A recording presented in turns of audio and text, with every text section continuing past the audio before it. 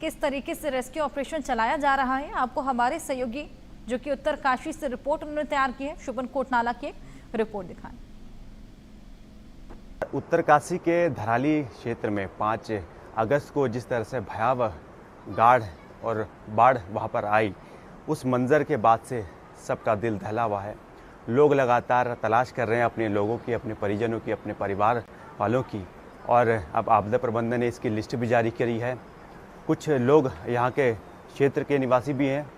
हम इस वक्त भटवाड़ी में मौजूद हैं। हमारे साथ एक सुधीर सेमवाल जी हैं जो कि भटवाड़ी क्षेत्र में ही रहते हैं, और उस दौरान मुखबा गए थे। तो मुखबा भी इनका घर है, तो हम इनसे जानना चाहते हैं क्या कुछ उस दौरान घटनाक्रम रहा, किस आवश्यकता के लिए वहाँ गए।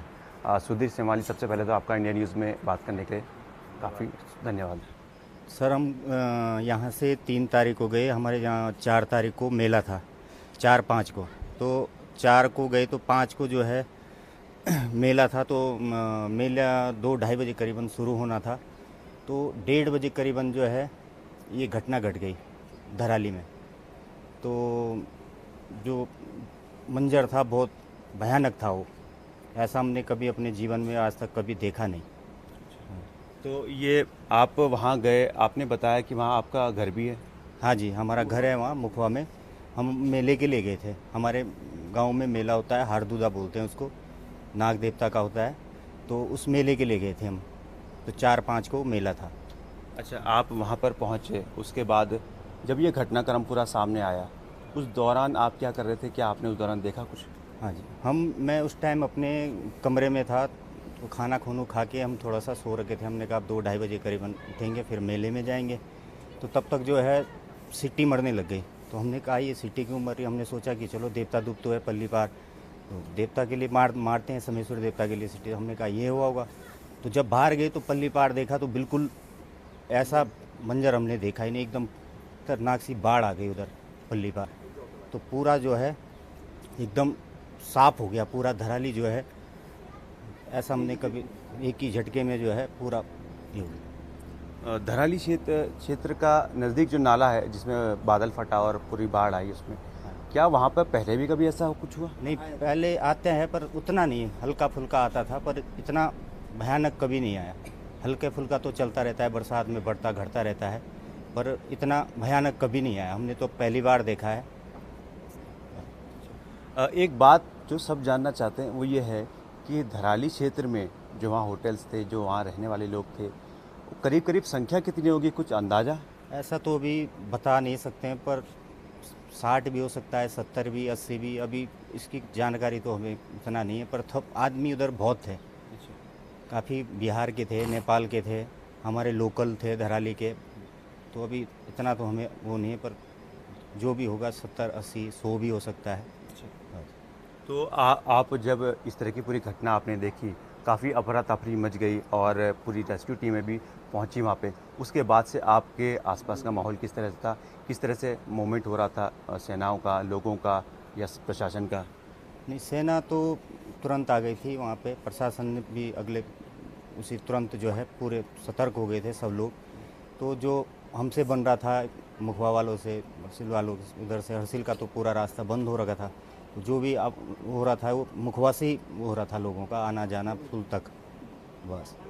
मुखबा में जो लोग थे, क्योंकि धराली में तो हमने देखा कि सारा गांव मलबे में दब गया, मुखबा में लोगों की क्या स्थिति, क्या वो ठीक थे या वहाँ पर भी कोई बादल फटना या ऐसी कोई घटना देखी गई? नहीं, मुखबा में तो ऐसी घटना नहीं हुई। वो उधर ही धराली में हुआ, मुखबा में ऐसा कुछ नहीं। पर लोग डरे हुए तो थे कि जब इतना भयानक को देखा तो कुछ भी हो सकता है। तो लोग सतर्क रहे, रात को पूरा चौकन्ने से सोए। अच्छा, उस दौरान कुछ ये भी देखने को मिला, जैसे अक्सर ग्रामीण होते हैं, मदद के लिए वहाँ पहुँचते हैं क्योंकि ग्रामीणों की मदद बहुत ज़रूरी होती है।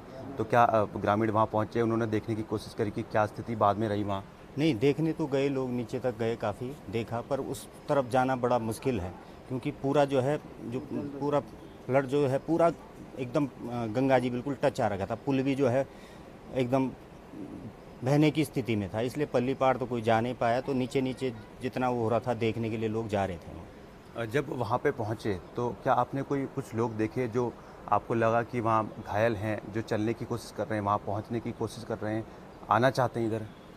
हाँ, काफ़ी लोग आए उधर से भाग के, काफ़ी लोग जो है पुल से जो है मुखवा की तरफ भागे काफ़ी लोग, तो उनको जो है सेना एम्बुलेंस से जो है हरसिल पहुंचाया गया।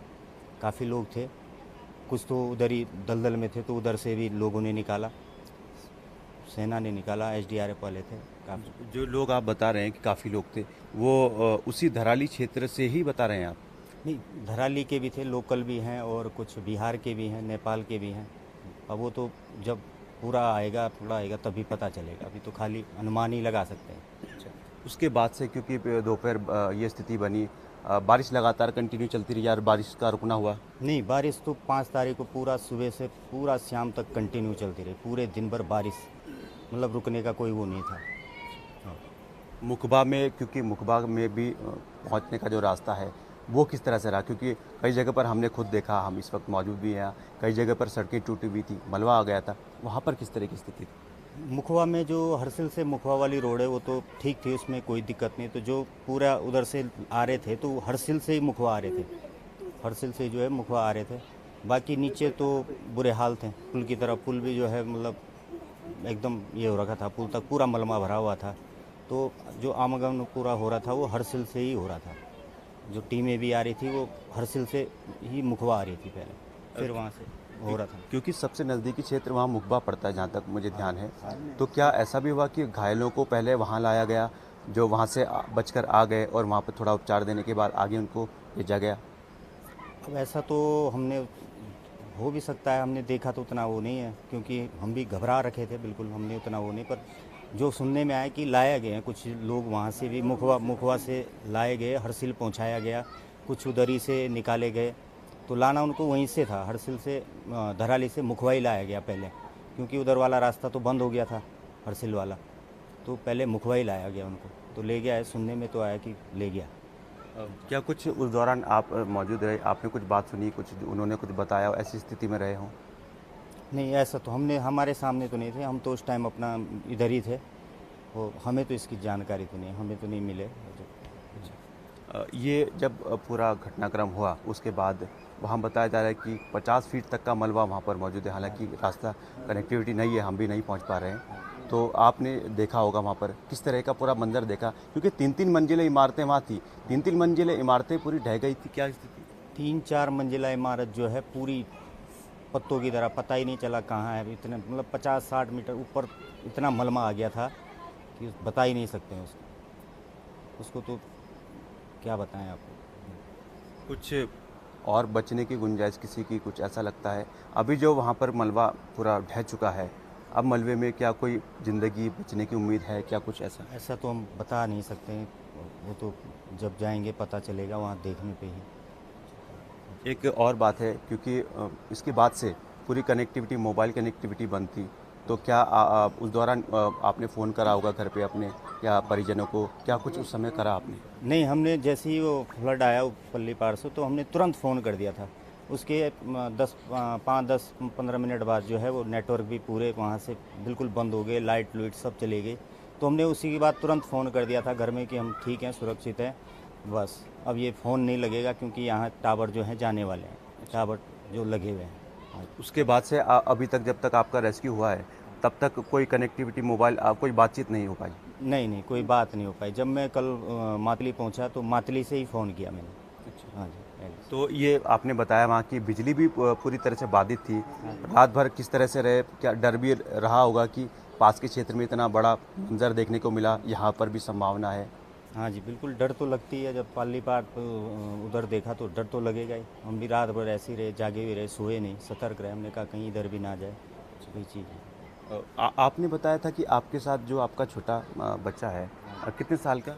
वो 6 साल का है। 6 साल का। हाँ जी। तो आपको बड़ी चिंता रही होगी कि अब आपने का और बच्चे का ख्याल किस तरह से रखें? बिल्कुल वो तो होती है चिंता, जब तक घर नहीं पहुँचे तब तक तो होता ही है, भले वहाँ भी घर।